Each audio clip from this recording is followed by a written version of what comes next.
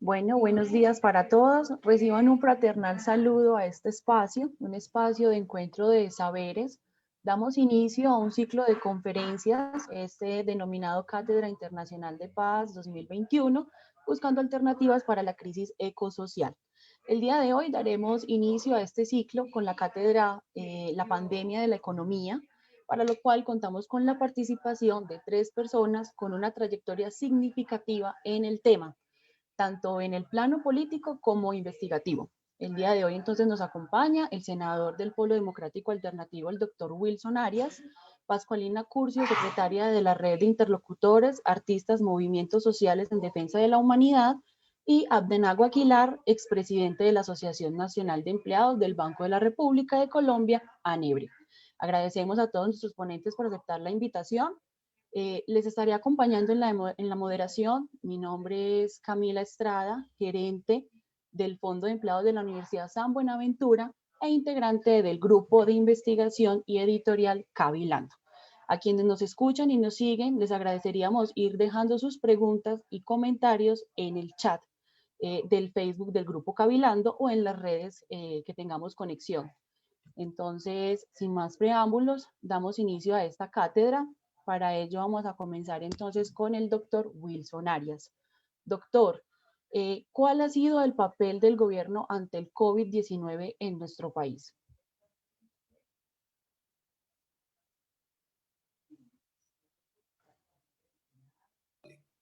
Ahí sí me escuchan. Tenía problemas de micrófono. Bueno, gracias Camila, un saludo muy afectuoso. Quiero saludar a Pascualina. Muchas gracias por estar con nosotros.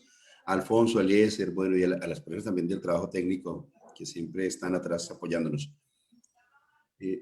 Quisiera hacer una diferenciación y aplicarme un poquito más al tema, digamos, del Estado y la pandemia, porque la pregunta está enfocada al gobierno y la pandemia, y ciertamente hemos hablado en otras oportunidades y el debate en el Congreso está muy vinculado al tema, digamos, del manejo gubernamental de la pandemia, la gobernanza, todas estas cosas pues que nos atraviesan. Pero creo que ha llegado la hora de que cada vez es como más urgente hablar del tema del Estado en el siguiente sentido. En cierta medida, las veces que he tratado de hablar del tema, he tratado de comentar que hay una especie de noción neoliberal de la intervención en la pandemia. De intervención o no intervención. Usted en política es por lo que hace y por lo que deja de hacer. Entonces, la intervención en la pandemia ha tenido un concepto gubernamental de entregarle, en términos económicos, la parálisis, el confinamiento, el problema de la producción, entregarle liquidez a través de los bancos. Ese ha sido el pecado gubernamental inicial. Yo le entrego a los hogares, a las personas, a las empresas pequeñas, medianas, grandes, a través del sector financiero. Y el sector financiero y bancario irriga a la sociedad. Yo creo que este es un asunto muy problemático porque la naturaleza del sector financiero no es propiamente ayudar a la economía real, es especular, es parasitista, es rentista. De modo que ese es el primer problema. Pero me interesa mucho diferenciar el tema del Estado, porque hay lo que alguien diría es una dominancia. El mercado domina al Estado y domina la intervención del Estado. No es que no haya habido intervención, por ejemplo, se ha pedido una política monetaria y entonces lo domina en materia monetaria y fiscal para efectos de esta pandemia. Entonces se ha pedido, por ejemplo, hay una recesión y problemas muy graves, hay que darle recursos a la sociedad, ¿cierto? Entonces esos recursos, ¿de dónde sale la plata? De los préstamos de una parte, seguramente podremos hablar más adelante de eso, de las reservas internacionales, en fin, de la emisión monetaria, lo que llaman política expansiva. ¿Ha habido política expansiva? Sí, la ha habido, pero ha sido con destino a ese sector financiero. Y entonces, digámoslo, el primer problema que yo veo en ese tema tiene que ver con la pretendida independencia de la banca central, del Banco de la República. Esa independencia del Banco de la República. Yo quiero que me avises cuando me falten 2 minuticos porque no tengo reloj, perdí el reloj acá. Bueno, la banca central debería tener como propósito en medio de una crisis, ¿no? En esta crisis, cuando se desploma el consumo, cuando cae la demanda dramáticamente, debería estimular, digamos, la actividad privada. Entonces dirá, un hombre de izquierda llamando a estimular la actividad privada, darle plata al sector privado. Sí, categóricamente lo digo, lo afirmo, sí. Sin rubor, sin pena, no desvergonzadamente, que es otra cosa, pero no tengo duda en decir que tiene que ser. Y dos, hacerlo de manera directamente como un empleador más. Esta parte ya no del estímulo a la actividad privada, sino ser un empleador del Estado, ha estado presente en la discusión desde hace décadas y quiero insistir en que debe ser la nueva propuesta a partir de este momento de la crisis económica y de la pandemia. Esto no se ha podido hacer porque el Banco de la República, esto lo ha dicho Villamizar, el nuevo gerente, es, digamos que casi que impermeable a ese propósito, porque el objetivo del Banco de la República, digamos, se ha postulado toda la intervención mediante un esquema de inflación objetivo. El propósito es contener la inflación y esto no es gratuito. Comencemos por desnudar diciendo que es probable que a los dueños de grandes activos líquidos les conviene mucho el control de la inflación y especialmente jugársela por la inflación objetivo en el momento en que la sociedad está muriendo de hambre. Su falta de solidaridad les dice que prefiere seguir cuidando y si se cae la inflación y hay deflación, le resulta mucho más conveniente. Cuando yo tengo un fondo privado enorme, multimillonario, y hay inflación, se me desvaloriza ese fondo, porque cae el precio de la moneda. Si hay inflación, se me desvaloriza. Pero si hay deflación, ¿qué ocurre? Se me valoriza. Así sea antisocial esa valorización. Y eso es lo que está ocurriendo. Y por eso ha habido deflación y por eso inflación seria durante este periodo. Y ha dicho Villamizar, yo he hecho medidas fuertemente contracíclicas. Yo no, el Banco de la República. Bueno, esas medidas contracíclicas de él, esas que han tomado ellos ya fueron tomadas en Japón, en Estados Unidos, han sido un rotundo fracaso. Y han producido efectos que ya han sido estudiados por la academia, por los economistas. Se conoció como expansión cuantitativa. Y en Colombia han estado orientadas a darle 40 billones de pesos, como lo ha reconocido el Banco de la República, por derecho de petición que yo le formulé y por informe que dio ante el Congreso de la República, para darle liquidez permanente y transitoria bajo este concepto. Y bajo este concepto no se ha transmitido de manera efectiva a los consumidores, a los microempresarios y solamente se han beneficiado los señores banqueros. Ahora, ¿por qué? Porque básicamente esa operación ha sido para comprar deuda privada, ¿no? Deuda pública y privada, más exactamente. Y se emite dinero, ¿no? Para comprar, para darle a los inversionistas privados recursos a través de la compra de títulos de deuda pública y privada. De paso, digamos esto, ¿cómo lo hizo el Banco de la República? ¿Imprimió billetes? No, Camila, no, Pascuina, no imprimió billetes. Operó una tecla del Banco de la República y produjo esa emisión y que nos sirva también para el debate porque hay una estigmatización a quien estamos proponiendo. Entonces, cuando lo proponemos nosotros, es regresivo, es inflacionario, pero cuando lo propone el Fondo Monetario, lo propone el sector financiero, entonces resulta progre, moderno y nuevo. No, le entregaron recursos digitando en el ordenador una suma para que crecieran las reservas bancarias de quienes, pues de los inversores privados que tienen plata en los bancos. En otras palabras, lo que hicieron fue pagar las deudas que el gobierno y gente rica tienen con los bancos. Eso fue lo que hicieron. Y por eso las consecuencias sociales tan graves. Y finalmente, de manera breve, esto se dibuja con unos indicadores, con unas cifras. Se creó el FOME, ustedes saben. Ese FOME le atribuyeron 40.5 billones de pesos a través de recursos del FOMPER, lo recuerden ustedes, y del FAE, del Fondo de Ahorro y Estabilización. Para Pascualina, que tal vez no esté tan sobre estos temas, es un fondo donde van a parar algunos excedentes de las regalías para algo ahí para mantener, ¿no?, lo que nos tributan por concepto de petróleo, en fin, del sector primario. Esos fondos fueron los que nutrieron inicialmente y el endeudamiento. ¿De quién? Con un crédito del Fondo Monetario Internacional. De eso se dejaron de ejecutar cerca de 20 billones de pesos.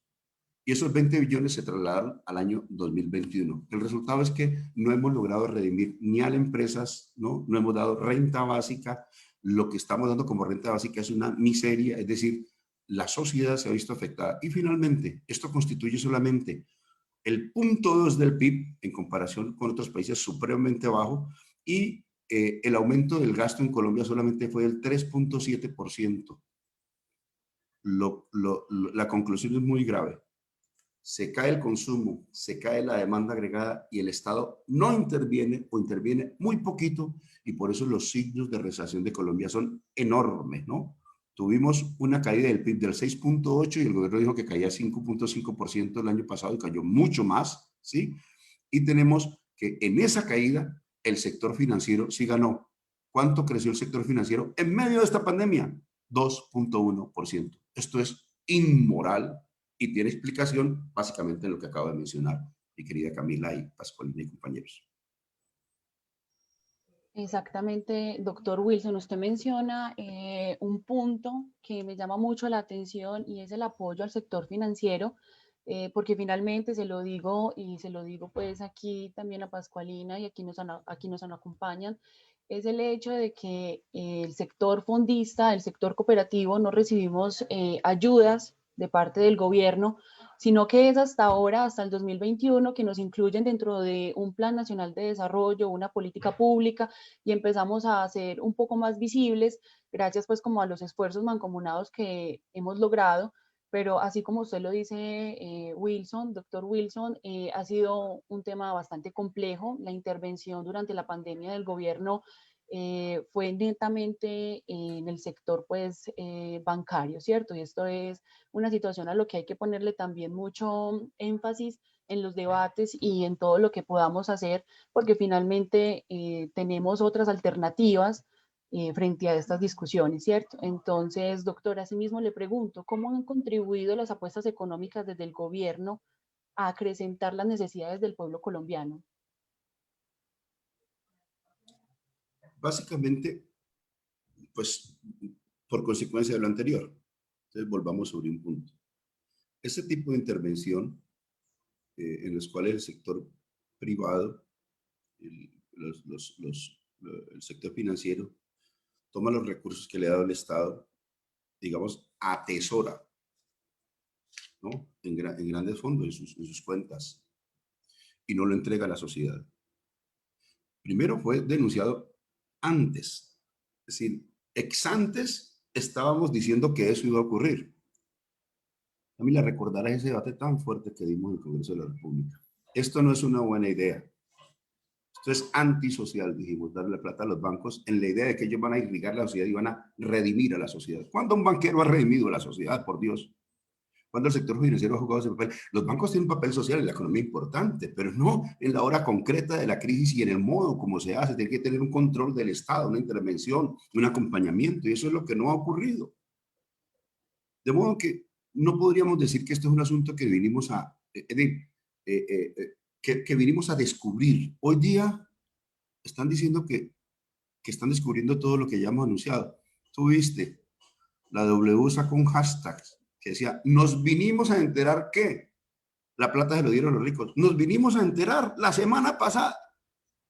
Nos vinimos a enterar que eran 6.402 los falsos positivos. Las madres de los falsos positivos se han constituido como una fuerza para explicarle al mundo que son más de 10.000. Más de 10.000, por Dios. Y esta sociedad no lo había descubierto. Y ahora los grandes medios de comunicación descubren posteriormente, casi que post-mortem. ¿Cuántas empresas murieron? 144.000, dijo la CEPAL. ¿Te imaginas el impacto de esto tan grave en materia social? Entonces vienen a descubrir posteriormente que resultó cierto lo que nosotros advertíamos con un agravante. Para decir que fue una investigación periodística, que sí la hay un componente, de luego ni más faltaba, pero que están descubriendo no es verdad. Esto estaba dicho y se discutió en el Congreso de la República, pero además no cuando dieron los recursos de la nómina, lo dijeron mucho antes. Bueno, ahora están descubriendo también que se nos viene una espiral deflacionario. Por Dios, lo estábamos diciendo casi que día a día en el Congreso de la República. Yo hacía esfuerzos enormes para decir, ojo con la inflación que no esté. ¿Por qué razón decíamos eso? Porque es que la inflación es una variable muy importante para saber lo que está pasando en la economía en momentos como estos. Entonces dijimos, haber financiarizado la crisis produjo ciclos de deflación y de caída de la inflación, que estaba revelando otros asuntos muy importantes. La inflación del año pasado fue el 1.61%, 1.39 puntos porcentuales menos de lo que había dicho la meta del Banco de la República, 0.79 menos de lo que decía el marco fiscal de mediano plazo. Ahora, ¿qué dice esa lectura? Dice que la demanda agregada continuaba muy debilitada en Colombia y eso estaba concordando con una crisis de desempleo. ¿Cuánto fue el desempleo? 15.9%. 15.9%, la consecuencia de 144.000 empresas cerradas, dicen ellos, 15.9% de desempleo. Pero además, segundo, esto es muy importante, Camila, hay exceso de potencial de producción, es decir, lo que llamarían algunos economistas como altos niveles de capacidad ociosa. Esto es muy importante. Adicionalmente, si eso es así, la economía colombiana cuenta con un margen de intervención muy amplio en estos momentos. En estos momentos, la economía podría tener un objeto de intervención estatal en nuevas claves que habrá que discutir, pero eso creo que lo deberíamos estar dando por descontado. Y las consecuencias en otros órdenes son, el consumo privado cayó el 5.8% el año pasado. La inversión privada cayó el 21.2%. ¿Sí? Estos hechos nos están revelando realmente un problema muy grave, es que el modo de intervención del gobierno, por ejemplo, no solamente del gobierno, del Estado con el Banco de la República, es decir, eso que la Constitución dice que tiene que armonizarse entre el ejercicio gubernamental versus la banca central, sí se armonizó. Fue armonizado no en función de dar empleo, no en función de darle capacidad a la economía real, fue armonizado en función de financiarizar la crisis y que finalmente crecieran los saldos de los grandes activos líquidos fue funcional al atesoramiento que hicieron en esos grandes activos líquidos. Bueno, ¿qué debería hacerse? Porque creo que no basta con la crítica, entonces yo diría dos palabras sobre el tema. El gran desafío es darle liquidez a la economía para financiar, digamos, a las familias y a la producción. En lo que llaman algunos especialistas, y me interesa mucho estudiarlo y que nos ayuden en esta discusión, la teoría de los balances sectoriales, lo que habría que estar pensando es que frente a la caída del consumo de los agentes privados y de los hogares y de las empresas, debería haber una muy activa participación del Estado. Es decir, debería entenderse, voy a decir una herejía, lo dije cuando estaba haciendo la ponencia del presupuesto en el Congreso, fui supremamente criticado, sotto voce, pero algunos más explícitamente, porque dije que un aumento del déficit público redunda en un superávit del sector privado. Esto es un debate de una identidad contable, pero cuando lo dijimos en el Congreso, Arias está proponiendo unas cosas, ¿no? Herejías. No, hay que discutir seriamente que para poder producir una intervención adecuada vamos a tener que producir también, es verdad, un déficit y producir desde el Estado, entonces, el modo como se resuelve. Y el modo como se resuelve es, ya lo hemos dicho, con una emisión, entonces vuelvo a lo que dije. Ese qué hacer se vuelve un debate profundo en Colombia. Lo dije el año pasado, recuerdas, Camila, cuando apenas iba a hacer ponencia de presupuesto, emitir 100 billones para un año. Después lo retomó Brookmaster para hablar de herejías, el director de la ANDI, y dijo 50 billones. Había una pequeña diferencia. Lo hacía para un periodo como de 4 meses y básicamente para salvar a Bianca, ¿recuerdas? Emitamos para salvar a uno solo, a Bianca, y el resto algunas migajas. No, la propuesta nuestra es distinta.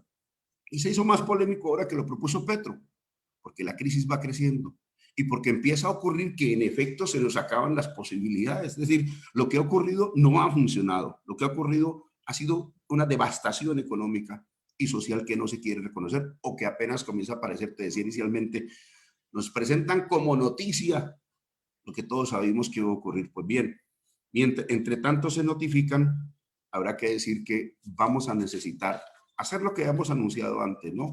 Un esfuerzo grande por el estímulo del sector privado, pero además, y esta es mi conclusión de esta parte, y te la dejo dicho, creo que vamos a tener que entrar en un plan de empleo desde el Estado colombiano, con fondos muy importantes y de estímulo a la actividad privada sobre un presupuesto, digamos. Y es que esta emisión, esta vez, de la emisión que ya se hizo, obturando una tecla del computador del Banco de la República, que fue como se hizo, con destino al sector financiero, se haga ahora nuevamente, pero esta vez mediante un sistema de banca de primer piso del Estado colombiano y cuidándose muy bien que vayan a parar, digamos, a los sectores más intensivos en mano de obra, porque de poco nos serviría que fuera a los sectores especulativos, uno, o a poco intensivo en mano de obra, sector minero energético, por ejemplo, como se ha pretendido, o tres, para importaciones, porque entonces no estamos redimiendo la producción colombiana, sino redimiendo la producción de otras latitudes, probablemente norteamericanas. Básicamente serían mis impresiones sobre este tema, mi querida Camila. Muchas gracias, doctor Wilson, por su intervención. Ese es un punto que también hay que ponerle mucho foco. Usted tiene mucha razón, la afectación de las pequeñas y medianas empresas y obviamente el desempleo que crece y crece cada vez más en el país, ¿cierto? Es un asunto que es de real importancia. Les recordamos a las personas que están conectadas a través de nuestras redes sociales dejar sus comentarios o sus inquietudes para que al final nuestros panelistas puedan responderlas. Ahora con el doctor Abdenago vamos a hacer la primera pregunta. Doctor, ¿cuál ha sido el papel del Banco de la República en la crisis desde las perspectivas de las y los trabajadores?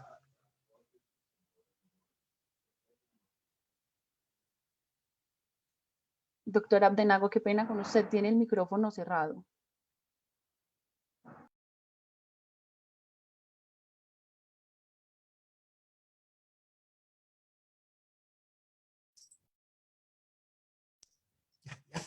Sí, muy buenos días a todos, al senador Wilson, a Pascualina, a Camila, el equipo de trabajo que nos ha cortés y gentilmente invitado. Un saludo en nombre de la Junta Directiva Nacional ANEBRE, el presidente José Rodrigo Orozco, el equipo de trabajo de ANEBRE, el equipo económico, y agradecerle la invitación a ustedes en este panel tan importante como el tema de un análisis de la pandemia y qué pensamos nosotros los trabajadores frente a la coyuntura y el papel del Banco de la República.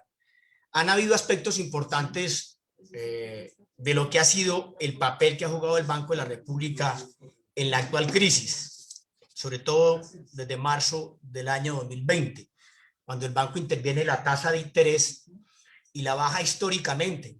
El Banco de la República arrancó con una baja de interés histórica que tal vez no se veía desde el año 1991. Bajó del 3.75 al 1.75% de la tasa de intermediación a los agentes del sistema financiero. La pregunta que nos hacemos en concreto es, ¿a dónde quedó la rebaja de esa tasa de interés a los agentes o la tasa de intermediación que fija el Banco de la República a los agentes o al sistema financiero? No es un secreto para nadie que los que se beneficiaron y los que se están beneficiando amplia y suficientemente con la baja de la tasa de interés por parte del Banco de la República son los conglomerados económicos y financieros, las grandes transnacionales. Este planteamiento lo estamos haciendo como sindicato del Banco de la República, como trabajadores que prestamos nuestra fuerza de trabajo, pero que también tenemos la capacidad de análisis de decirle a la comunidad nacional e internacional que las políticas fijadas por el Banco de la República, por lo menos en el aspecto de la tasa de interés, la tasa de interés más alta que se cobre en el sistema financiero en Latinoamérica la tiene el sistema financiero nuestro. Y no contento con eso, el Banco de la República les baja la tasa de intermediación y nos preguntamos, el cuentacorriente del común, el ciudadano del común, el que tiene un préstamo de libre destinación, de vehículo, de consumo en general, ¿se vio reflejada la tasa de interés, la baja de la tasa de interés? Falso. No se vio reflejada. ¿Quiénes se llevaron los cientos de miles de millones de pesos acumulados en este año? El sistema financiero, el Grupo Aval, el Sindicato Antioqueño, Bancolombia, todo el sistema financiero en su conglomerado, porque es un entramado económico, financiero e industrial. Son los que se han beneficiado de la tasa de interés. Ustedes escucharon que en pleno proceso de pandemia se solicitaron créditos por parte de las pymes que se comenzaron a ahogar en el primer semestre del año 2020 solicitando a gritos que necesitaban recursos para subsistir y generar empleo y estabilidad y condiciones de dignidad a sus trabajadores, pues no fue posible.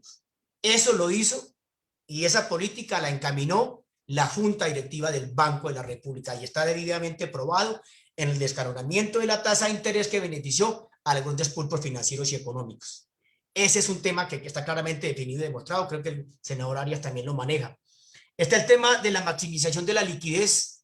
El banco irrigó recursos importantísimos en el primero y segundo periodo fiscal del año 2020 para que hubieran recursos en el sistema financiero de manera tal que se canalizaran para que las pymes, el cuentaviente y la persona que necesitaba de recursos blandos para subsistir o resolver sus situaciones, pues no fue posible, porque los bancos se cerraron y se negaron.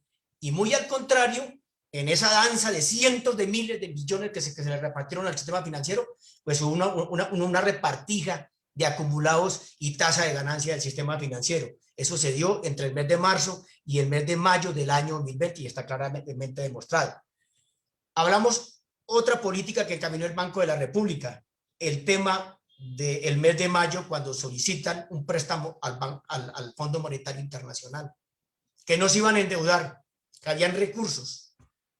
No fue tan cierto. El banco obtuvo un préstamo por 11.400 mil millones de dólares. Eso obtuvo el Banco de la República y la pregunta es decirle al Banco de la República qué pasó con ese préstamo de 11.400.000 millones de dólares. Eso le prestó el Fondo Monetario en el año 2020 y en el periodo de mayo a junio tramitaron ese préstamo. Esas fueron tres ejes fundamentales de lo que pasó en el primer semestre de la pandemia. Luego viene el segundo semestre, o sea, cómo se cerró el año y cuál fue la política del Banco de la República hacia el tema social, hacia la crisis y al deterioro de la calidad de vida de los colombianos. Un tema que creo que lo comentaron, lo tocaron, no sé si lo han tocado, senador, en el legislativo, es el tema de la venta de las reservas de oro.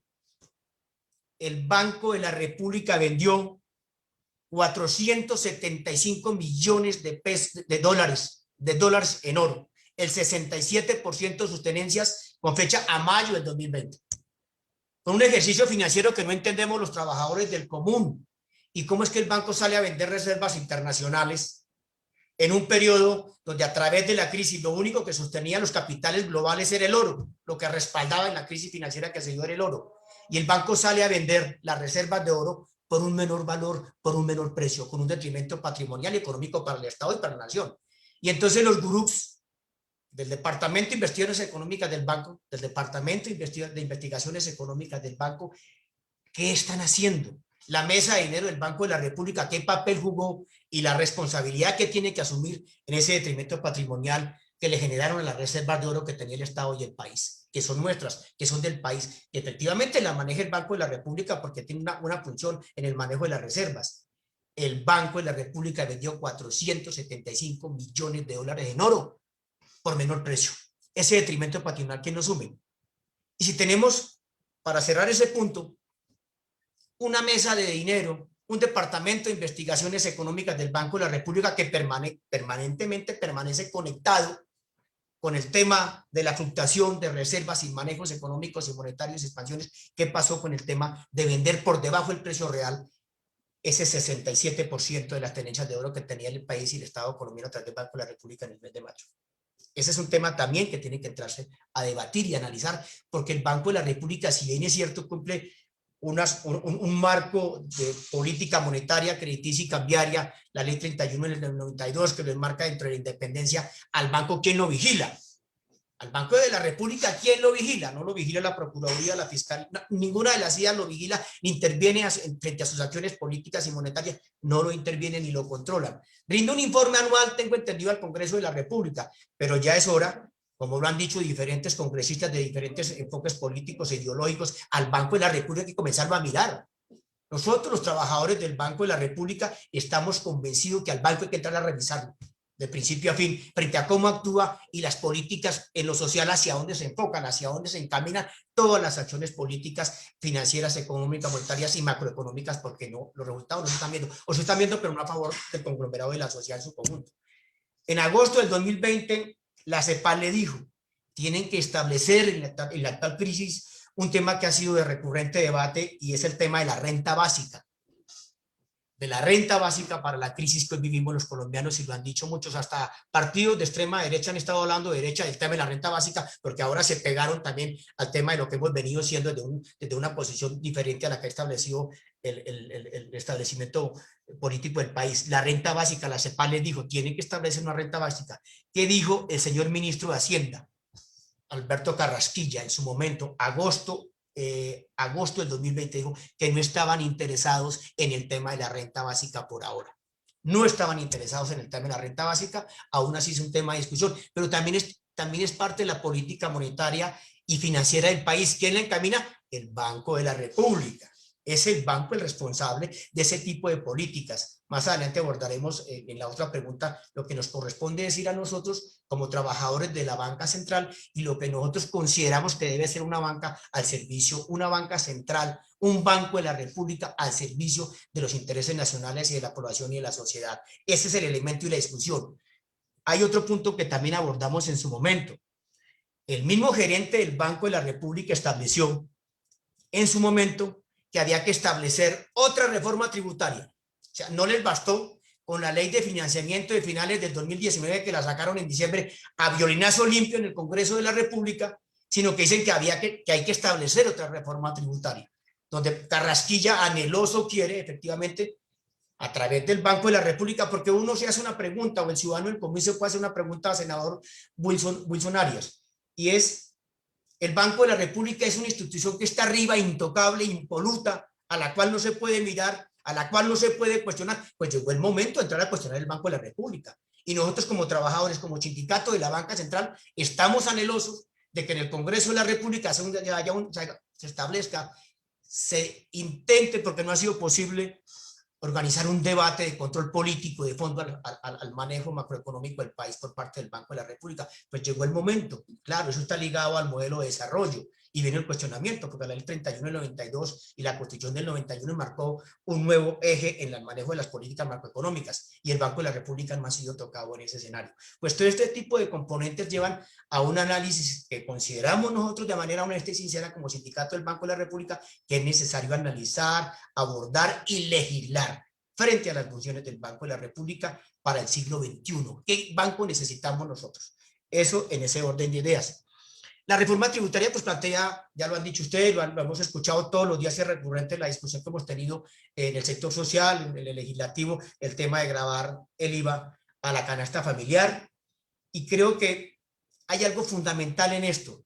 Todas las reestructuraciones que ha hecho el Estado desde el año 91, oígase bien, desde Bienvenidos al Futuro en el gobierno de César Gaviria, todas las reestructuraciones sociales, reforma laboral, reforma pensional, ajuste estructural del Estado, disminución del gasto público, del gasto social, va enfocado única y exclusivamente por parte del Banco de la República a cumplir las directrices, y no es discurso ni castrochavista, ni ventejuliero, ni dogmático. Todas las reformas estructurales del Estado en los últimos 25 años, desde la Constitución del 91, van enmarcadas al cumplimiento absoluto, riguroso y serio por parte del Banco de la República al pago de la deuda externa. Todas se enfocan a la reducción del gasto, al pago y al compromiso con el BID, con el Banco Mundial y el Fondo Monetario. Es mentira, está demostrado. Porque para nosotros, los que pensamos de manera alternativa en una nueva sociedad, sí es de vital importancia escuchar a senadores de centro y de derecha hablar de que lo que dijimos desde principios de siglo y desde Bienvenidos al Futuro con César Gaviria, de que ese modelo de desarrollo era nocivo para el crecimiento social y el desarrollo humano de los colombianos, pues está demostrado que la historia nos dio la razón. El modelo de desarrollo va ligado a la banca central sometida a ello. Yo dejaría ahí, en ese aspecto, frente a lo que pensamos nosotros los trabajadores y lo que el banco ha actuado en la actual crisis. No sin antes cerrar, que cientos de miles de pymes pidieron auxilio a gritos finalizando el año 2020. Porque el 45% del empleo en Colombia, casi el 50%, de pronto me corrige el senador que tiene un poco de conocimiento en el tema, lo generan las pymes.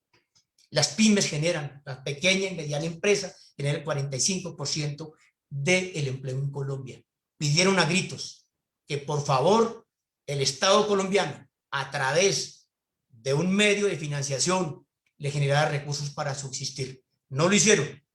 Aún así, sí sacaron recursos para la familia Gilinski, para el Grupo Aval de Sarmiento Angulo, para el Grupo Santo Domingo, para el Grupo Ardila Lulo. ¿Eso no es cinismo? Nosotros como trabajadores de la banca central consideramos que es el acto más cínico que hayan acometido en los últimos 20 años de nuestra historia. Le quitaron, no le dieron a quien tenía que darle, y así de manera abierta y directa le entregaron a los multimillonarios y millonarios de este país. Ese es el análisis ético que tiene que hacer la población y la sociedad en su conjunto, y el papel que juega la banca central en ese escenario. Yo dejaría ahí, para finalizar la primera pregunta que nos plantearon, y luego entraríamos a mirar la otra, que también les tenemos una propuesta frente al tema. Abdenago, muchísimas gracias por tu intervención. Es cierto, ya lo habíamos comentado con el doctor Wilson Arias, la afectación que sufrieron las pequeñas y medianas empresas en el término de la pandemia. También traigo a colación algo muy importante que usted resalta y es el hecho de que el Banco de la República necesita un control especial, ¿cierto? Necesita intervención, necesita que se haga frente a esto una seria revisión de las decisiones que se toman. Si bien también lo recordamos, hubo un nombramiento que causó mucha polémica en su momento, que ha sido pues también tema de debates y discusiones. En ese sentido, doctor, entonces, bueno, aprovechamos para darle un saludo muy especial a las personas que están conectadas desde Bruselas, desde México, desde acá, desde Colombia, tenemos personas conectadas en Bogotá, Cali, Medellín, también tenemos personas desde Boyacá, Montería, Envigado. Entonces, doctora Abdenago, le voy a dar entonces la palabra para la segunda pregunta, que sería entonces, ¿cuáles deben ser las reformas del Banco de la República ante el contexto actual que estamos? Bueno, ese tema es de vital importancia. Ya creo que lo abordamos en principio y estamos hablando con lo que tú acabas de decir frente al tema de los nombramientos a nivel de Junta Directiva del Banco de la República. Nosotros tenemos en este país excelentes economistas. Yo le preguntaría a la sociedad en su conjunto, a los investigadores, a los economistas de este país, ¿cuándo veremos a economistas de universidades públicas que nacen del alma mater, de las facultades de economía de las universidades públicas en la Junta Directiva del Banco de la República, de la Universidad Nacional, de otras tantas unidades públicas que son excelentes y sacan excelentes investigadores y sacan excelentes economistas? Yo llevo 37 años laborando con el Banco de la República y no he visto, tal vez a excepción del profesor Calvanovis, que nació en que se formó y es profesional de la Universidad Nacional, no sale un solo miembro codirector del Banco de la República desde la Constitución del 91 de una universidad pública. El Banco de la República enmarca el más profundo elitismo al interior de la dirección macroeconómica del país. No tengo nada contra la Universidad de los Andes, excelente universidad, de lo mejor que tenemos, pero los profesionales de alto nivel y alto rango dentro del Banco de la República, a nivel del manejo macroeconómico de sus unidades de investigación, son de la Universidad de los Andes. No he visto al primer becado de la Universidad Nacional, al mejor estudiante, puedo estar equivocado, en cargos de alta dirección en el manejo macroeconómico y político del país, de la política macroeconómica. Eso quería como aclararle frente a la llegada de la nueva codirectora. Ustedes saben quién es ella y la ascendencia política que tiene, de dónde viene. Blanco es, gallina lo pone, frito se come, viene del sector político y viene porque efectivamente en el poder político de la persona que estamos en comento, que sabemos quién es, la colocó ahí. No por méritos, porque al Banco de la República se llega con doctorados, con maestrías, con toda la formación más profunda en el tema macroeconómico. Pues llegó ella con recorrido, con historia. Llegó, sabemos quién la colocó. Nosotros no nos preguntamos más al tema. ¿Qué proponemos nosotros como sindicato de la banca central en este país? Pues tiene que haber una reforma constitucional frente a las funciones del Banco de la República. El Banco de la República no puede legislar en función, se habla de la independencia del Banco de la República, la ley 31 del 92, que enmarcó un nuevo norte de la banca en Colombia, de la banca central, pero el Banco de la República no tiene independencia. El banco tiene independencia frente a la problemática social del país, la tiene, pero el Banco de la República no maneja independencia frente a las directrices del Fondo Monetario Internacional, del Banco Mundial y del BID. Todas las políticas del Banco de la República se encaminan al cumplimiento obligatorio y rígido del pago de la deuda externa. Yo le pregunto a Camila y le pregunto a quienes nos están escuchando y al senador, ¿cuándo vamos a pagar nosotros los colombianos los 157.000 millones de dólares que hoy le adeuda el Banco de la República a la banca multilateral y a la banca global? ¿De cuántas reformas estructurales necesitaremos nosotros de demás, nuestros hijos y nuestros nietos, para el pago de esa deuda? Es hora también que en un bloque político a nivel latinoamericano cerremos filas en torno a la propuesta que están haciendo a través de estos análisis y debates de una refinanciación de la deuda externa o el no pago de la deuda externa. Porque nuestros hijos y nuestros nietos no van a tener, y nuestros nietos, con qué pagar los 157.000 millones que hoy le deuda el Estado colombiano a la banca multilateral. Hablar de eso en el Banco de la República, de una moratoria de pagos o una reestructuración de la deuda, es algo que va en contravía. Es una herejía hablar del no pago de la deuda. Pero no es una herejía establecer las reformas estructurales y sociales más profundas en los últimos 25 años con el objetivo de pagar la deuda externa. Todas las reestructuraciones que se han hecho en este país van con el enfoque fundamental del pago de la deuda externa. Y así vamos a continuar de manera sistemática en el tiempo. Entonces, debe haber una reestructuración de la banca central que tiene que ir enfocada a la generación de empleo, al apoyo de la pequeña y mediana industria, al campo, al agro que lo tienen abandonado y fulminado con el proceso de TLS que se dieron hace 15 años atrás. Entonces nosotros sí tenemos que mirar que el Banco de la República tiene que reestructurarse, que el Banco de la República tiene que tener una función pública. La banca de fomento, la banca pública que la desaparecieron. Desapareció el Banco Cafetero, la Caja de Crédito Agrario no cumple la función que esperábamos, el Banco Central Hipotecario, toda la banca de fomento. El banco manejó unas líneas. El Fondo Financiero Agropecuario que genera líneas de crédito para el campo, lo hizo en su momento, en la década de los 70 y parte de los 80. El Fondo Financiero Industrial administrado por el banco antes de la Constitución del 91, que también generaba unos créditos y unos recursos importantísimos para la generación de empleo en la industria. Entonces el Banco de la República tiene que tener un enfoque profundamente público, porque es que es nuestro, es que son los recursos del Estado que administra el Banco de la República, pero enfocados única y estrictamente al cumplimiento de lo que le determina el Fondo Monetario Internacional, y algo que hay que decirlo también, a los intereses de la banca nacional y multinacional, que está instalada en Colombia. Al Grupo Sarmiento Group, al Grupo Bancolombia, al Sindicato Antioqueño y a todo el conglomerado financiero e industrial de este país tiene incidencia en las determinaciones. El banco no funciona porque sí. Hagamos una investigación. Miremos de dónde vienen los codirectores del Banco de la República. El señor Carrasquilla fue del Departamento de Investigaciones Económicas hace 30 y pico de años, pero se ha pegado la paseada por Ecopetrol, trabajó con el Grupo Aval y los intereses que tienen ellos, los codirectores del Banco de la República, son intereses estrictamente ligados a los intereses del sistema financiero nacional e internacional. A eso le juegan. Habría que hacer un estudio en su momento de dónde vienen, su hoja de vida, dónde trabajaron. Entonces nos olvida hace unos años lo que pasó con la baja de la tasa de cambio, cómo la filtraron y cómo el sistema financiero ganó cientos de miles de millones de dólares en su momento. Estas cosas hay que colocarlas en el real contexto.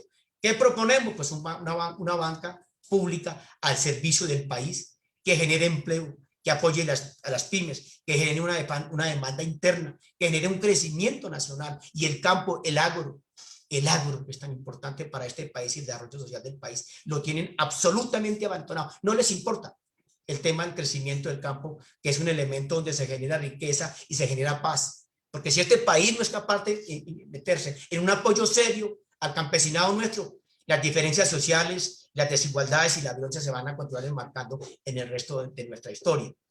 El tema, otro punto importantísimo, el tema y el manejo de las reservas internacionales. Al banco hay que exigirle qué está haciendo con las reservas internacionales.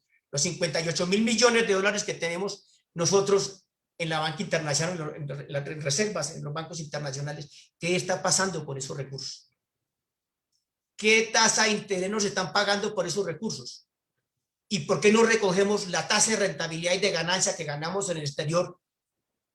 La vinculamos al sistema nuestro, a irrigar la economía nuestra, a la pequeña y mediana empresa, a subsidiar el campo, a generar espacios para que esos recursos cumplan un objetivo social y no de rentabilidad y de acumulación y de riqueza, porque el país lo necesita, porque son nuestros como Estado. Esas reservas internacionales tienen que traerse al país, como han traído, como cuando traemos los cientos de miles de millones en préstamos, ¿a dónde quedan y para qué quedan? Es un tema que tiene que entrarse a revisar de fondo, las reservas internacionales. El tema de la deuda externa, insisto nuevamente, el tema de la deuda externa. ¿Cómo vamos a pagar? Todas las reestructuraciones que se han hecho, insisto en lo mismo, y creo que la ley de financiamiento, la disminución de la tasa, la disminución que le efectuaron al sector privado del sistema financiero en diciembre del 2019 van enfocadas única y exclusivamente a que el sistema financiero perpetúe sus ganancias de manera perversa y mezquina. Es mezquino lo que hace el sistema financiero con este país. Y todas las legislaciones y rescates económicos que ha hecho en los últimos gobiernos van enfocados a mantener el sistema financiero nacional en su tasa de ganancia de mezquindad y de riqueza. A eso está funcionando el Banco de la República en este momento. Proponemos una banca central que genere empleo, fomento, desarrollo, crecimiento social, una renegociación de la deuda externa que tiene que colocarse en el tema de discusión político del próximo debate político que se viene para el 2022. ¿Qué proponen los candidatos frente al tema de la deuda externa? ¿O vamos a seguir sometidos a lo que determina el Banco Mundial y el Fondo Monetario Internacional? A la reforma laboral, a la reforma pensional, que ya son 57, 62, porque son cínicos, Entonces plantean la ley del primer empleo, porque la plantearon de manera abierta. ANIF lo dijo en el año 2018, que había que generar en el tema de desempleo una ley del primer empleo de los universitarios y profesionales nuestros que salen de las universidades a ganarse en un salario mínimo, porque lo plantearon, el contrato por horas y las reformas que se han hecho del año 91 a la fecha frente al tema laboral, que estaban enfocadas y objetivizadas a la generación de empleo, que no mientan y digan mentiras. Esto no es discurso. El desempleo en Colombia, y el senador lo sabe, estaba en el 11% antes de la pandemia. Antes de la pandemia, el desempleo en Colombia estaba en el 11%, histórico, antes de la pandemia. Está en el 17%. Entonces, la propuesta que nosotros hacemos de manera seria es que el Banco de la República no puede actuar, no puede ejecutar sus políticas de espaldas a las necesidades del país, al crecimiento y al desarrollo humano de los colombianos. Esa reforma tiene que plantearse y ese debate tiene que hacerse. Y el debate de no pago a la deuda, eso no lo haremos solos, tendrá que ser un bloque político a nivel latinoamericano, pero este debate va ligado al modelo de desarrollo que se quiere aplicar y a una reestructuración al modelo neoliberal que ha venido imperando desde el año 91. Ahí tenemos que entrar nosotros, pero para eso tiene que haber una transformación política del país para lograr el objetivo que nosotros anhelamos. Eso, en otras palabras, es lo que nosotros como trabajadores del Banco de la República pensamos frente a la función del banco, a sus objetivos. El objetivo de la inflación como meta, objetivo del banco, la rigidez frente a las políticas de cumplir la meta de inflación, ahí las tienen, pero lo social está a espaldas de los intereses de la alta dirección del banco y la junta directiva y las políticas, no de esta, de todas las juntas. Los gerentes hablan de reducción del gasto, los gerentes hablan de un ajuste estructural, los gerentes del banco hablan de la reforma pensional, de la reforma laboral, de la ley del primer empleo, del salario diferencial por regiones, que fue perverso también, que lo denunciamos en su momento, el salario diferencial por regiones, que lo plantearon hace cerca de 2 años en la unidad de investigaciones económicas del banco. Y era que consistía, que les está todavía funcionando, que se debe incrementar el salario mínimo legal por regiones dependiendo del ingreso per cápita o el crecimiento del PIB de cada región. O sea, que nuestros campesinos, nuestros conciudadanos en el Chocó, en el Amazonas y en Leticia, que son los de menores ingresos, ganarían menos, que porque la economía no crece. Esas son las propuestas que ha tenido el Banco de la República a través de su historia reciente. Muchísimas gracias por el espacio. Doctor, muy valiosa su intervención, realmente sí deja muchos puntos para analizar y seguir debatiendo, porque realmente se hace necesario recopilar toda esta información y hacer esfuerzos mancomunados, ¿cierto? Desde un llamado que usted hace que me parece a mí sumamente importante, y es la apropiación, ¿cierto? O sea, nosotros como pueblo colombiano, ¿qué podemos hacer frente a esas desigualdades que vivimos día a día, que nos sentimos realmente atropellados por todas estas decisiones que se toma desde la banca, que afecta finalmente la economía colombiana desde todos los ámbitos, como usted lo dice, desde el desempleo hasta la deuda externa? Es un asunto particularmente delicado que igual debemos seguir analizando, es cierto. Muchísimas Desde las gracias. redes, a usted, En nombre de doctor. ANEBRE Nacional, de su junta directiva, del equipo económico que colaboró con los datos que me han suministrado, del compañero William Quipaz, del señor presidente José Rodrigo Orozco, del compañero César Cárdenas, del compañero Leonardo López, del compañero Uribe Albeiro Patiño, secretario de la junta directiva y presidente también, el señor José Rodrigo Orozco, que vieron el espacio en calidad de expresidente de la Junta Directiva Nacional, de participar y aportarles. Esto apenas es un granito de arena. Creo que los debates hay que seguirlos socializando. Creo que la discusión del manejo de la banca central debe ser un tema de todos los colombianos. nosotros, los que medianamente conocemos o los que tienen profundo conocimiento del tema, tenemos que llevar en un lenguaje común para que la gente entienda por qué hay que plantear una reestructuración de fondo a la banca central en Colombia. Es Así es, humildemente lo así que es. pensamos como trabajadores. Y fortalecer otros sectores indiscutiblemente, doctor. Pues ahorita lo estábamos comentando, yo soy gerente de un fondo de empleados y hay otro gran interés particular que tenemos en otras economías posibles, ¿cierto? O sea, trabajar desde lo colectivo, desde lo cooperativo, desde lo solidario, es también un sector interesante que podemos fortalecer y obviamente desde los trabajadores que están involucrados en el sector fondista saben y conocen de los beneficios de estos. Entonces, Paula Jiménez Beltrán nos dice en las redes sociales, el Sindicato del Banco de la República ha propuesto llevar una agenda de banca central frente al tema y que las fuerzas progresistas en su conjunto con ANEBRE pongan el debate sobre la mesa en relación a la importancia de la banca central. La emisión directa como forma de financiación de la propuesta de la renta básica, nos comentan en las redes sociales. Bueno, en este sentido, y para darle entonces paso a la doctora Pascualina, recordemos que quienes tengan comentarios o preguntas los pueden dejar en el chat de las redes para ponerlas sobre la mesa en la discusión. Doctora Pascualina, entonces, ¿cuál ha sido el papel de la pandemia en la crisis actual? Bueno, un saludo a todas y a todos, agradecer en primer lugar el espacio. Un saludo a Camila, al senador Wilson, al compañero de Aldenago, y además que es un espacio interesantísimo, ¿no? Yo venía preparada para unas preguntas, como lo comentó Camila, en el tema mundial y regional, pero escuchar las intervenciones de lo que está ocurriendo en Colombia con la política monetaria, la política fiscal, en el marco de esta pandemia, además lo lleva a uno a incorporar algunos aspectos en esta intervención, ¿no?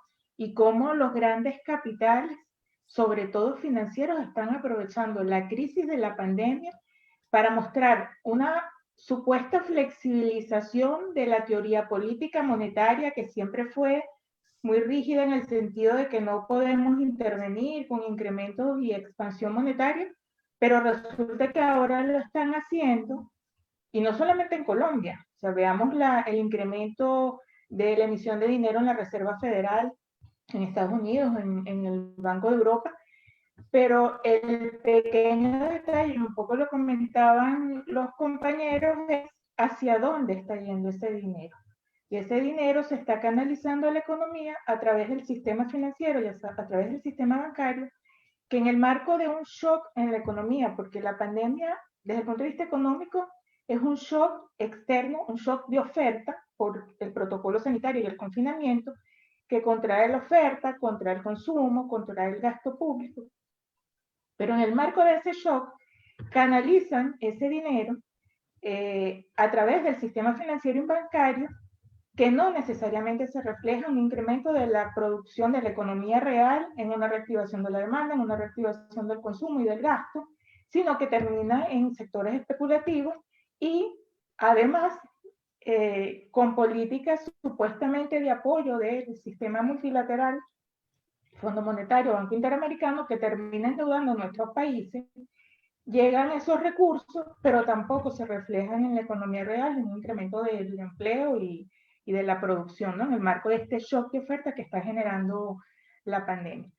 Pero bueno, un poco quería referirme a estas dos intervenciones interesantes, un poco también para enlazar con lo que estamos observando y atendiendo ya la pregunta de lo que ocurre a propósito de la pandemia a nivel internacional. Y bueno, hemos venido analizando que la pandemia terminó siendo como un polígrafo de lo que ha sido el sistema económico desde hace varias décadas a nivel mundial, ¿no? Ha evidenciado por lo menos dos fenómenos.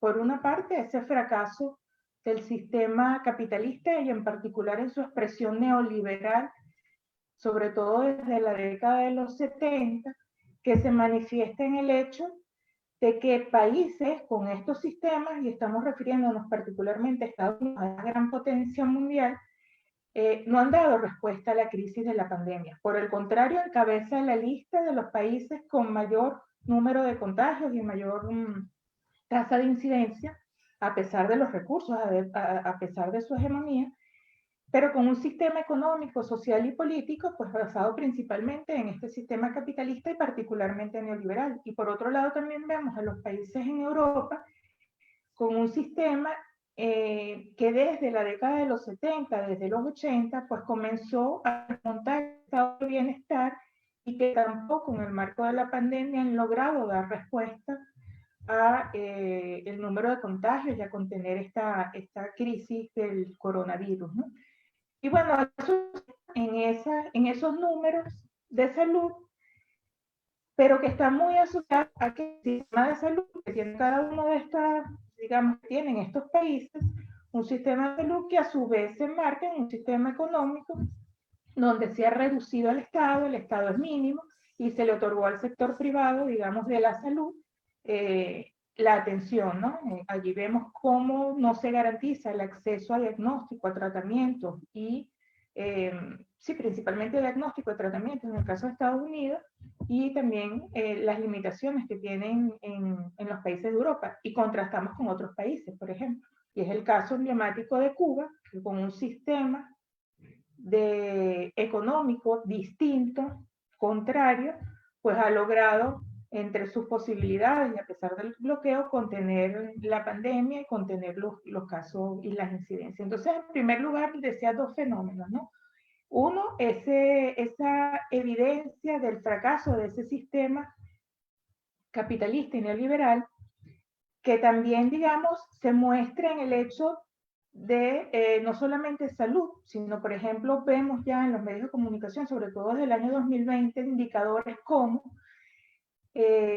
cómo ha aumentado la desigualdad desde la década de los 70 hasta nuestros días, estoy hablando a nivel mundial, ¿no? En el marco de este sistema. Es decir, observamos, por ejemplo, que en el mundo, y tenía aquí algunos indicadores que quería compartir, el producto, datos de los propios organismos multilaterales, Fondo Monetario, etcétera, ¿no? Que el PIB a nivel mundial desde 1980 ha crecido 625%. Es decir, el mundo ha crecido, algunos países más, otros menos, pero la economía mundial ha crecido 625%. Ahora, a la vez que ha crecido la economía a nivel mundial, ha aumentado la pobreza. Y ha aumentado, digamos, ahorita, según los datos, tenemos más de 3.700 millones de pobres en el mundo. Eso significa más de la mitad de la población mundial es pobre. Pero es que además, en ese mismo periodo, entre el 80 y el 18, la pobreza aumentó 46%. Entonces, eso da muestra de ese sistema económico que predomina a nivel mundial, donde aumenta la producción, pero además está aumentando la pobreza. Es decir, no es cierto, como nos han dicho y como nos enseñan en las escuelas de economía, que cuando aumenta el PIB y aumenta la riqueza, pues disminuye la pobreza, ¿no? Depende de cómo se distribuye. Y ahí vamos al otro gran indicador que nos está evidenciando esta pandemia, y es la desigualdad. Para el año 2018, datos del Banco Mundial, el 1% de la población mundial se apropiaba del 82% de la riqueza mundial, ¿no? Y eso, por supuesto, reflejándose en estos casos en esta situación de pobreza. Y bueno, y lo estamos viendo en 2020, cómo aumenta el desempleo, cómo aumenta la pobreza y cómo está aumentando también, por ejemplo, las muertes por hambre a nivel mundial, mientras pocos en el mundo se enriquecen más. Y es el caso de Bezos y el caso, digamos, de estos multimillonarios que encabezan las listas de Forbes, ¿no? Entonces, hay un sistema allí que se está evidenciando que no es el sistema, digamos, que prometieron que aumentaría la eficiencia, la producción, etcétera, y eso se reflejaría en una disminución de la pobreza. Eso por una parte, ¿no? Pero por otra parte, y es el segundo fenómeno al que me quería referir, que no es cualquier fenómeno, y es que la pandemia, a nuestro modo de ver, ha venido a acelerar un proceso interesante de reordenamiento mundial en lo económico, y a mostrar la decadencia que tiene tiempo, aunque invisible, de Estados Unidos como potencia mundial, incluso en 4 ámbitos, no solo en el ámbito económico, sino en el ámbito militar, tecnológico y energético. Hay 4 ámbitos en los que la pandemia, en esta aceleración del proceso y del reordenamiento económico, sobre todo a partir del 2020, ha venido a evidenciar esa decadencia del sistema económico. Hay algunos datos que también son invisibles, por supuesto, aunque los publican los sistemas de información Fondo Mundial, Fondo Monetario, Banco Mundial, y es que, por ejemplo, Estados Unidos, desde la década de los 70, tiene una balanza comercial deficitaria. Siempre ha sido deficitaria y dependiente de las relaciones comerciales con China, por ejemplo. Otro indicador interesante es que las reservas internacionales de Estados Unidos no le alcanzan ni siquiera para el 2% de su deuda externa, que como sabemos es la deuda externa más alta a nivel mundial, 21 billones de dólares de deuda externa, y además en manos principalmente de China. Como otro, mostrando algún otro indicador, ¿no? Les comentaba lo de la balanza comercial, el tema del precio, el dólar, que ha venido en picada versus el aumento del precio del oro, y entre otras razones por la pérdida de confianza en el dólar, y cómo desde China, Rusia, se están desprendiendo en sus reservas internacionales de los dólares y más bien adquiriendo oro, ¿no? Entonces esos son procesos que de alguna forma se han venido acelerando, y en pandemia Estados Unidos es uno de los países que ha registrado una de las mayores caídas en sus niveles de producción, mientras que China, por el contrario, incluso en pandemia ha registrado incrementos en su producción, ¿no? Incluso casi a la par está Estados Unidos de primero y China de segundo como economía mundial, pero ya prácticamente China tratando de sobrepasar a Estados Unidos. Por otro lado, entonces, vemos países, estas potencias emergentes, China, que desde el año 70 siempre ha mostrado un déficit, una balanza comercial superavitaria, con unas reservas internacionales para pagar el 180% de su deuda externa y además el principal de la deuda de Estados Unidos. Muestro todos estos datos desde el punto de vista geopolítico, un poco para mostrar, no es cualquier cosa lo que está ocurriendo en el mundo entre Estados Unidos, China, aliado con Rusia, China sobrepasando desde el punto de vista tecnológico a Estados Unidos, Rusia desde el punto de vista energético y militar a Estados Unidos, y en el marco de una pandemia y una guerra comercial declarada, que declaró Donald Trump a estos países, principalmente a China, además, a nuestro modo de ver, en un desespero interesante, que está implicando pasos importantes en ese nuevo reordenamiento mundial. La propuesta de la ruta comercial de China, que digamos en un mundo multicéntrico, pluripolar, no es solamente una propuesta comercial. Y allí lo interesante de este reordenamiento, ¿no? Es una propuesta que abarca lo comercial, pero que requiere necesariamente un aspecto monetario y un aspecto financiero. ¿Qué significa eso? Que China, con sus países aliados, un sistema monetario distinto a la hegemonía del dólar. Y además un sistema de compensación de pagos a nivel mundial, más allá del sistema SWIFT.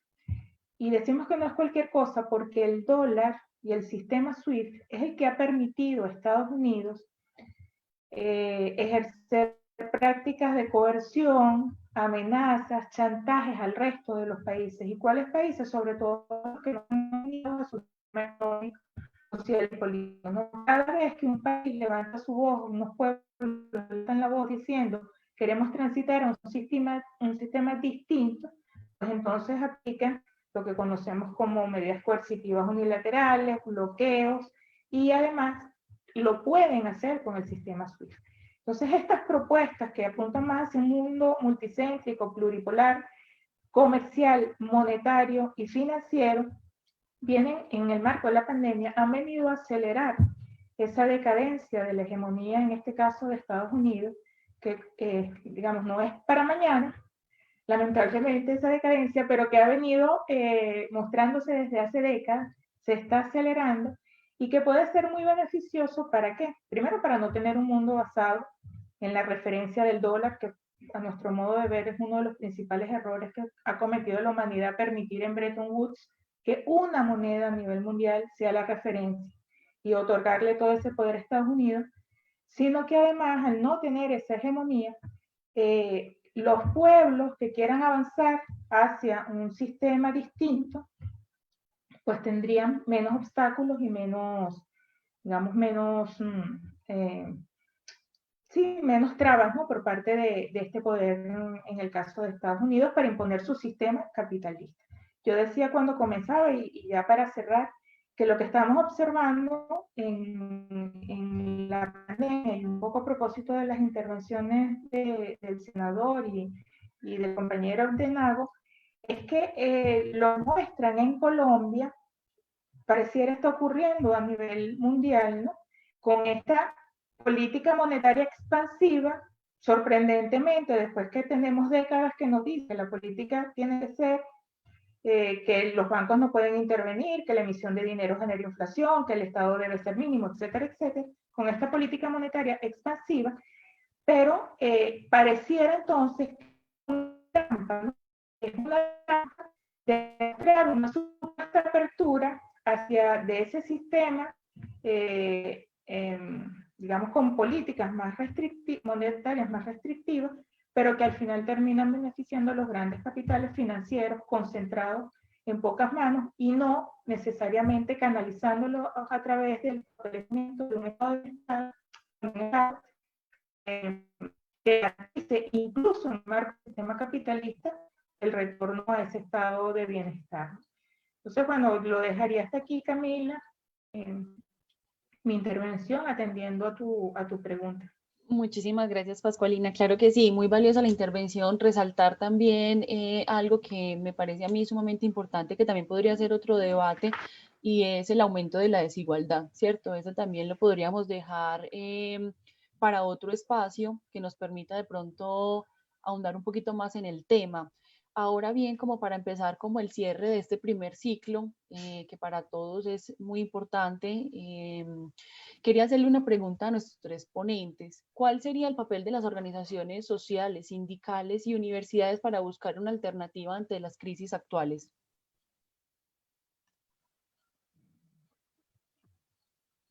El doctor Wilson, si me quiere responder primero, lo escuchamos. Gracias. Bueno, renovando el saludo, no había tenido oportunidad de saludar a Abdenago y a otras personas que están aquí acompañando el esfuerzo. Sí lo he hecho con Pascualina y con ustedes, renovarle el saludo y agradecerles tanta atención a estos temas. Primero quiero decir que hay una coincidencia muy importante en lo fundamental de lo que hemos conversado. Me alegra mucho poder escucharla y constatarla. Y pienso que es un buen punto de partida para pensar en lo que se sigue. Yo creo que la propia pandemia y la emergencia está produciendo también ciertos, como he escuchado aquí muy inteligentemente, reordenamientos que todavía no se expresan, pues, cambio estructural y más faltaba, pero saludar que creo que hay una especie de posibilidad de nuevo sentido común de varios temas.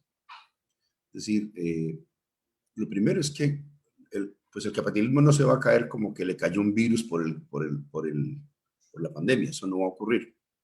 Pero sí hay una percepción muy importante de la población acerca de asuntos que son muy claves. Por ejemplo, en materia de la salud, hay una disputa sobre el tema de la salud, de la sanidad pública. Hay una disputa sobre el tema de la intervención de la economía. Eso que parecía una herejía, y Pascualina lo decía muy bien, y de alguna manera también Abdegano en la exposición, hoy asistimos a momentos en los cuales se pueden tomar medidas que antes parecían herejía, para utilizar el término del cual hemos insistido tanto el día de hoy. Yo creo que es saludable, muy a pesar de que esta expansión monetaria sea para los bancos. Es decir, esto es una desgracia que sea para los bancos. Pero hace algunos años la cartilla era otra, precisamente bajo la idea de que la expansión producía unos efectos económicos que eran indeseables, se supone, para el conjunto de la sociedad, ocultando, enmascarando que realmente estaban preservando los grandes activos líquidos, el capitalismo financiero y el capitalismo ficticio, además. hoy que se ponga en discusión yo creo que es una oportunidad. Entonces yo creo que las oportunidades hay que tratar de aprovecharlas. Hay un debate a escala orbital sobre teoría monetaria, uno de los asuntos principales de la intervención en esta crisis. Fíjense ustedes que no estamos discutiendo solamente la estructura tributaria del país, nos interesa mucho la estructura tributaria del país. Esa ha sido la clásica discusión de la izquierda y del parlamentarismo de izquierda. El parlamentarismo de izquierda se ha solazado diciendo está mal distribuida, hay una estructura tributaria que no afecta a los impuestos directos, el capital, el patrimonio, la renta, la ganancia, sino los indirectos tipo IVA, y más o menos la gente ha entendido eso. Esta capacidad, las organizaciones y por su conducto, y entonces, ya que se habla de los sectores populares, lo menciono de esta manera.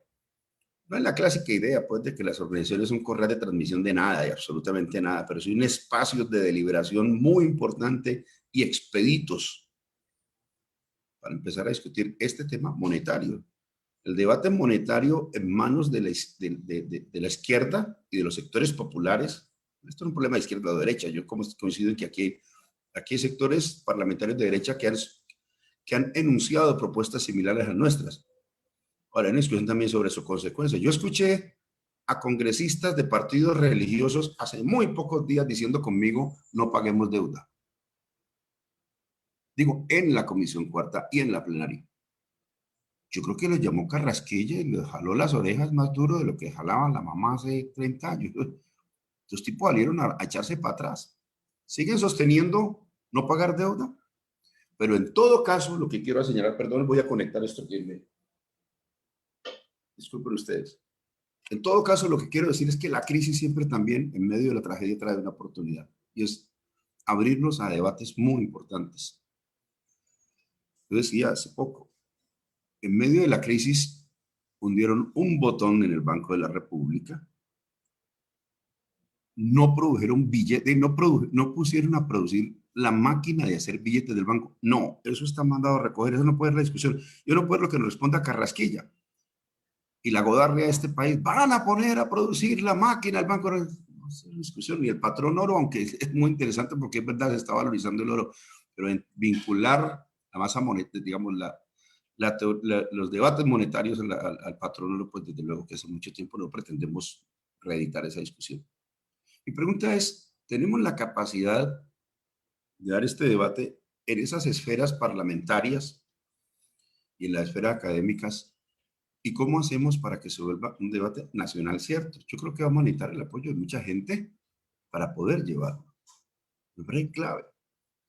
Entonces lo pongo en paralelo. De la misma manera que hoy se hace urgente discutir la política de primer empleo que proponía el IF. Vengo a hablarles a los muchachos del SENA de la pretendida reforma del contrato de aprendizaje y lo que fueron las políticas de primer empleo en Francia, el contrato laboral de primer empleo en Francia y todo lo que produjo.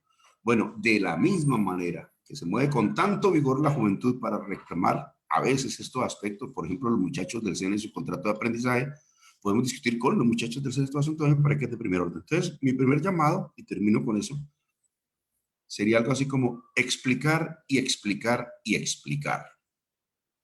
En nombre de esta crisis, explicar la crisis y decir si ha habido emisión, 40 billones de pesos.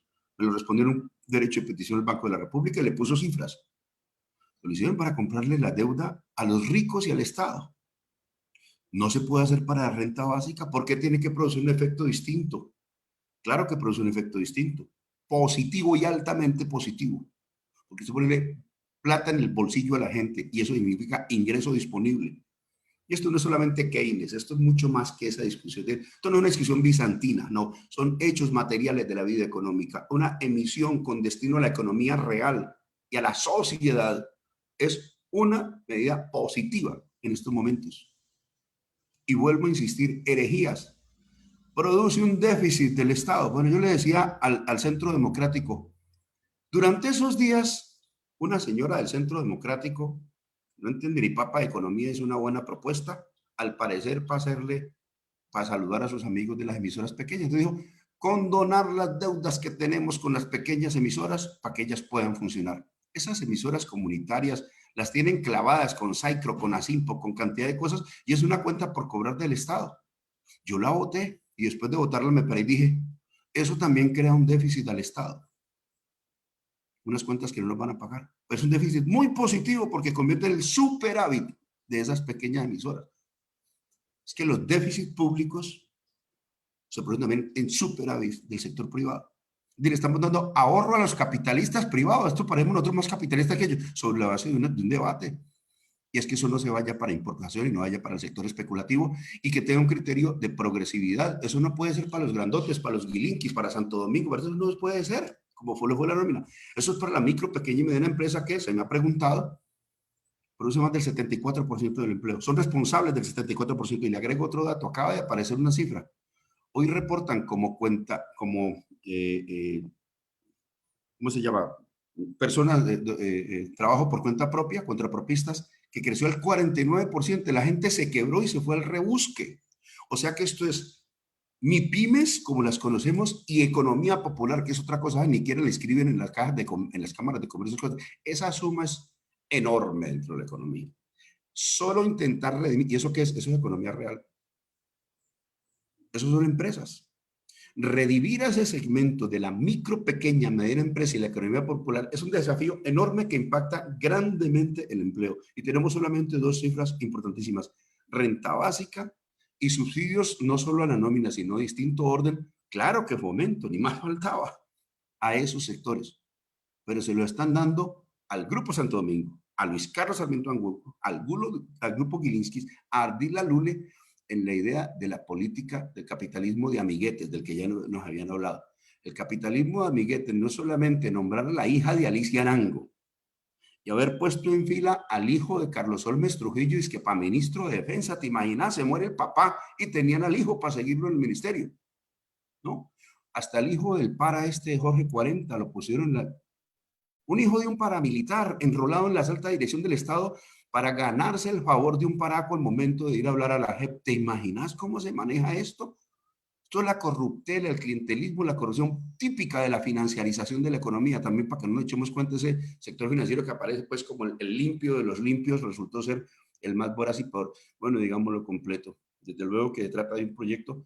Yo no creo que esto sea todavía un nuevo modelo económico, nos falta un poquito, pero por lo menos una respuesta distinta ante la crisis. Es separar el aparato financiero de la pretendida función de irrigación de la economía. No lo es, no lo va a hacer. Va a distraer todo lo que le den al sector financiero, lo va a distraer, porque en momentos de crisis, por problemas de riesgo, no se lo van a dar a la población. Entonces nos piden que garanticemos el 100% de los créditos. Si el Estado va a dar garantía del 100% de los créditos, ¿por qué no asume el crédito del Estado directamente? Ya, de una vez. Y asumimos con la población de esos ministerios.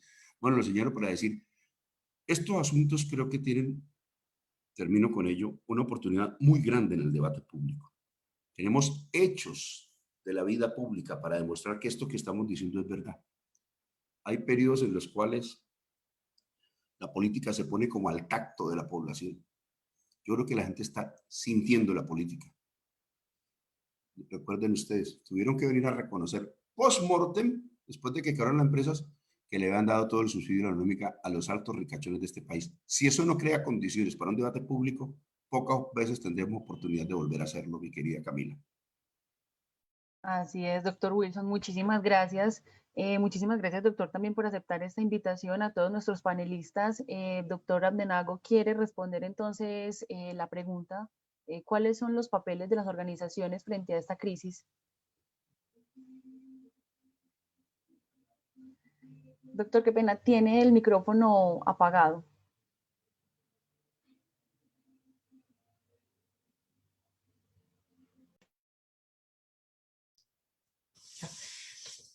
Yo pienso que es una excelente pregunta. ¿Qué papel juegan las organizaciones sindicales, sociales, agrarias y comunitarias en la actual coyuntura y en la crisis que hoy vive el país? Pues es el papel más grande de nuestra historia el que vamos a jugar. Porque es a través de la socialización, de la movilización, de los movimientos que nosotros logramos reivindicar y garantizar nuestros derechos. No hay otra opción. Y pasa también por el devenir político del país, por el análisis de la crisis y por el análisis político del momento. Si el modelo económico de desarrollo que impera, impuesto desde hace 25 con el tema de la apertura económica, pero que venía de más atrás y va lo uno va concatenado con lo otro. Colombia viene de un bipartidismo ancestral.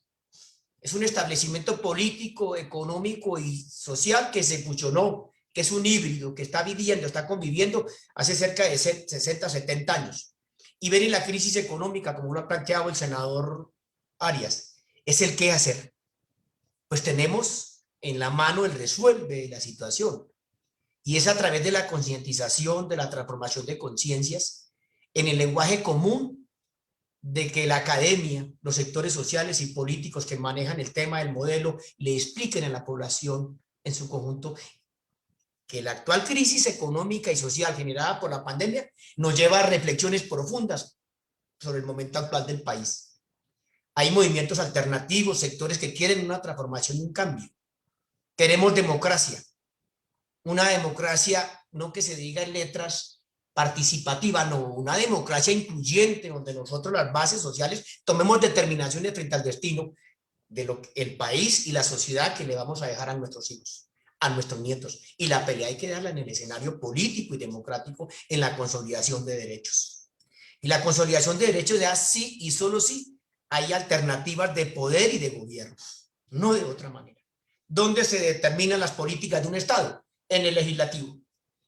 La mayoría que hoy está en el Congreso de la República, y yo tengo que reconocer a los movimientos alternativos, Camila, en el Congreso de la República, al Polo Democrático, a los Verdes, a un sector del Partido Liberal que tiene visuales progresistas y alternativas. No castrochavistas como dice el establecimiento, porque pensar en este país nos hemos devuelto tanto, y lo digo ya con mis 58 años de vida, desde cuando comenzamos, senador Wilson Arias, en la abstención activa al referendo en el año 2003, senador, que salimos a dar la pelea en las calles para transformar, evitar lo que se venía con la propuesta del narcoparamilitar Álvaro Uribe Vélez. Es el término directo. Llevamos 20 años en una lucha por impedir que ese establecimiento que hoy nos gobierna continúe al frente del destino de la nación y del país. La única posibilidad es la confluencia de fuerzas alternativas y democráticas y liberales frente a la consolidación de una verdadera democracia incluyente, donde podamos decir, pero eso pasa definitivamente, Camilo, por la determinación consciente de la población, de la sociedad en su conjunto, de que la democracia y los derechos es el camino, pero eso no se hace con buenas intenciones, con sueños y anhelos, se hace participando de manera activa en el proceso que tiene la izquierda en el 2023, democrática, liberal y alternativa, de constituir un nuevo gobierno, un nuevo Estado. Ahí vamos a jugar un papel importante en las fuerzas sindicales y sociales de este país.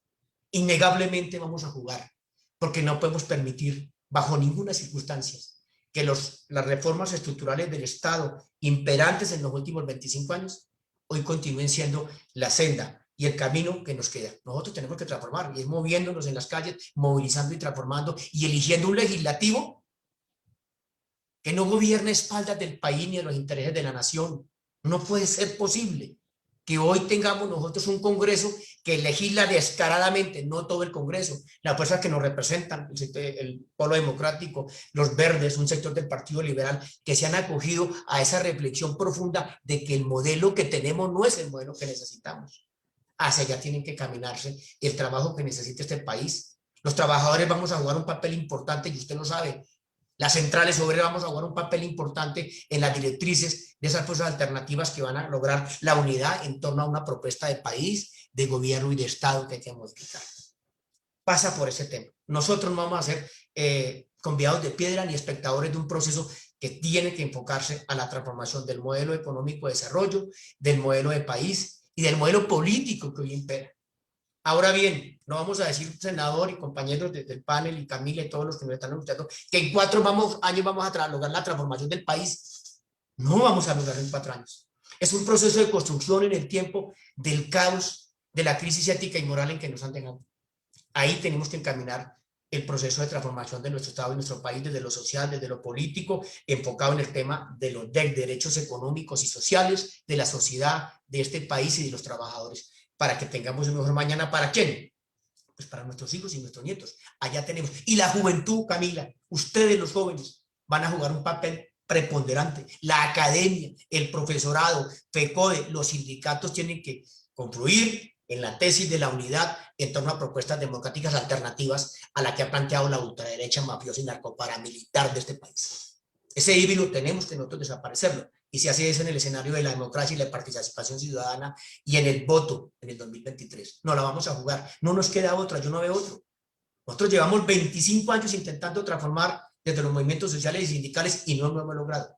Claro, la ultraderecha ha jugado de manera perversa en el tema de manejar un discurso que pensar de manera diferente. Hemos retrocedido tanto, Camila y senador, que pensar en la propuesta que usted hace, Wilson, en una propuesta alternativa y democrática, nos tildan de guerrilleros y de terroristas por reivindicar el derecho a la salud, el derecho a la educación, crear espacios de democracia a nivel local y regional. ¿Cuántos han muerto? ¿Cuántos dirigentes sociales, agrarios y comunitarios y sindicales han sido asesinados? Y este gobierno le da igual a este subpresidente. Pues hay otros términos para señalarlo, pero no es el medio para hacerlo. Pienso que no me corresponde. Únicamente, nuevamente reitero, gracias por el espacio que nos dieron, gracias a nuestra Junta Directiva Nacional, al señor presidente José Rodrigo Orozco, al señor secretario Nilabello Patiño, a todos ustedes por el espacio de participación. A Nebre se inserta en el proceso, senador Wilson, en el espacio que como sindicato de la banca central tenemos que hacer una propuesta que ustedes, los sectores alternativos, tienen que generar en el Congreso el debate, con espacios de participación seria y sobre todo que el común, el ciudadano común interprete y entienda cuál es la función de la banca central y por qué ha estado generando políticas a espaldas de los intereses de la nación y de los colombianos. El Banco de la República es eso, un agente del Fondo Monetario Internacional, del Banco Mundial, del Banco Interamericano de Desarrollo, y es efectivamente la Junta Directiva del Banco de la República, son juntas de bolsillo del sistema financiero nacional. Sencillamente es eso. Muchísimas gracias. Un saludo a todos. Gracias, gracias a usted. Gracias. Pascualina, te queremos escuchar entonces en la intervención, en la pregunta que estamos haciendo en el papel de las organizaciones. Bueno, yo coincido en que estamos en una oportunidad de oro por las manifestaciones de la crisis que nos está dando la pandemia, ¿no? Y también no aprovecharla desde los pueblos, estas grietas que está mostrando la crisis de la pandemia, pues sería imperdonable, es lo que hemos venido diciendo, ¿no? ¿Y en qué sentido? Nosotros hemos venido observando muchos movimientos populares, levantamientos populares, incluso antes de la pandemia, incluso en nuestra región, en América Latina, también en Europa, ¿no? Que se han intensificado a raíz de la pandemia. Ahora, son movimientos sociales contra ese sistema neoliberal, exigiendo derechos y que además, digamos, tratan de impulsar un sistema y un modo distinto, ¿no? Ahora, ¿qué es lo que observamos también? Quizás en algunas faltas de liderazgo que canalicen las exigencias de estos movimientos populares en distintos espacios, ¿no? Entonces allí hay un reto importante. ¿Cómo canalizar estas solicitudes, estas exigencias de los pueblos en el marco de esta crisis de la pandemia? Eso por una parte. Y por otra parte, un poco qué hacer desde esos movimientos sociales, desde los movimientos populares, pero también desde la academia y desde los sindicatos y la organización de trabajadores, particularmente pensar en dos estrategias en el marco de lo que está ocurriendo. Por una parte, impulsar ese cambio de sistema capitalista y neoliberal, además en el marco de que los capitales, los grandes capitales financieros y corporativos ya están en la onda de una propuesta de reseteo mundial. Reunidos en Davos, ellos ya están planteando el reseteo del capitalismo corporativo y financiero, y no por supuesto porque ahorita estén a favor de los pueblos, sino que se han dado cuenta de las grandes desigualdades que han generado y están buscando una manera de sobrevivencia de ese capitalismo. Entonces, por un lado tenemos estos grupos de grandes capitales en Davos que se están, entre comillas, reseteando, y por otro lado tenemos los movimientos sociales y populares que queremos impulsar hacia otro sistema, ¿no? Entonces, primero impulsar hacia un sistema distinto, no basado en la explotación y en el modo capitalista, y ahí el sector trabajador tiene un rol fundamental para empujar hacia allá y para argumentar y para explicar y concientizar de los efectos de un sistema como el que estamos viviendo desde hace décadas. Y por otro lado, decía, como dos grandes frentes, ¿no? Uno, el modo de producción y distribución capitalista, y por el otro lado, empujar hacia ese nuevo orden mundial. necesitamos y es estratégico el debilitamiento de Estados Unidos. Y es estratégico, ¿por qué? No solamente por el sistema capitalista, sino porque es ese, digamos, ese hegemón el que impone su sistema. En la medida en que ese sistema, que es unipolar, que además basado en, ese, en el imperio de Estados Unidos, no, digamos, se aproveche de cualquier intento de avanzar hacia un sistema distinto por parte de los pueblos, ese debilitamiento, digamos, es estratégico. Entonces, dos direcciones. Por un lado, impulsar ese nuevo orden mundial, multicéntrico, pluripolar en lo comercial, monetario y financiero, y por otro lado, impulsar, digamos, los requerimientos de los pueblos a un cambio de un sistema de producción, un modo de producción distinto al capitalismo, no explotador como es el que nos tienen acostumbrados. En lo académico, pues tenemos un desafío teórico importantísimo, sobre todo porque tenemos décadas en nuestras universidades estudiando con los libros de economía basados en los clásicos y en los neoclásicos, con unos paradigmas que entran en contradicciones con la realidad, un poco lo decía el senador, más allá de si son keynesianos o son monetaristas, hay una realidad y unos hechos económicos que además nos están forzando un desafío teórico para entender lo que ocurre en este mundo más allá de esos paradigmas que existen, ¿no? Entonces hay un desafío teórico importante, romper con paradigmas teóricos, romper con esas lógicas de pensamiento, para, bueno, para avanzar, pero siempre avanzar hacia ese nuevo sistema menos explotador, más igualitario, y hacia ese nuevo orden mundial más equilibrado, y así termino, como decía nuestro libertador Simón Bolívar en la Carta de Jamaica, el equilibrio del mundo, un equilibrio mundial que no esté el peso sobre solamente uno de los países, en este caso el imperialismo norteamericano. Y bueno, agradecer el espacio nuevamente, Camila, y la compañía de los compañeros, del senador Wilson, de Abdenago y de todos los que están participando. Gracias. Muchas gracias, Pascualina. Queremos recordar que este ha sido un debate realmente profundo, valioso. De aquí se pueden rescatar incluso algunos temas y unos puntos que podemos tratar nuevamente en nuestro próximo ciclo, en nuestro próximo debate, que va a ser el próximo 6 de marzo a las 10 de la mañana, la crisis fiscal en Colombia, ¿cierto?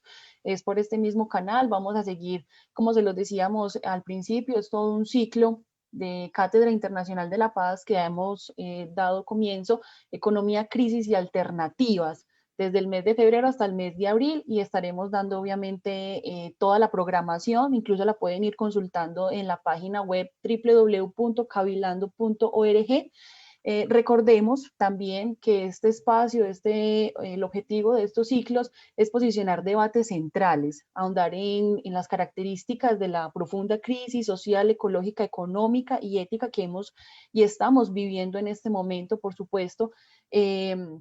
También es un asunto a nivel internacional, regional, y es apalancar cambios. Se hace realmente necesario buscar nuevas alternativas. Nuevamente a nuestros tres ponentes, darles las gracias por el espacio, a quienes estuvieron acompañándonos en esta cátedra, darles los agradecimientos y esperarlos nuevamente entonces en un próximo espacio. Camila, si me permites una sola observación que me faltó, 50 segundos. Señor. Sí. Hay que defender con vehemencia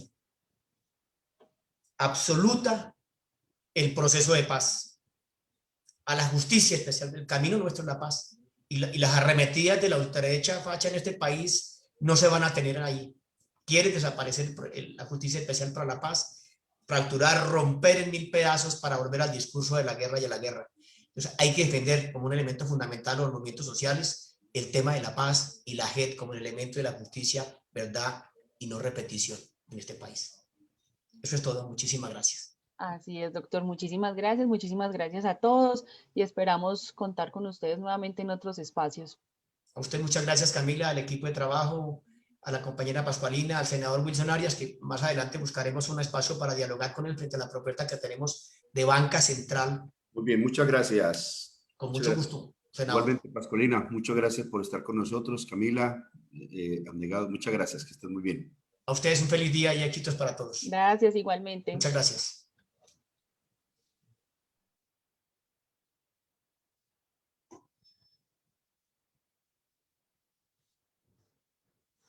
¿Qué opina, infeliz?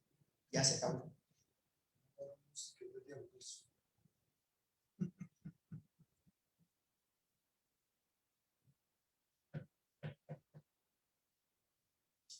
Nice to meet you.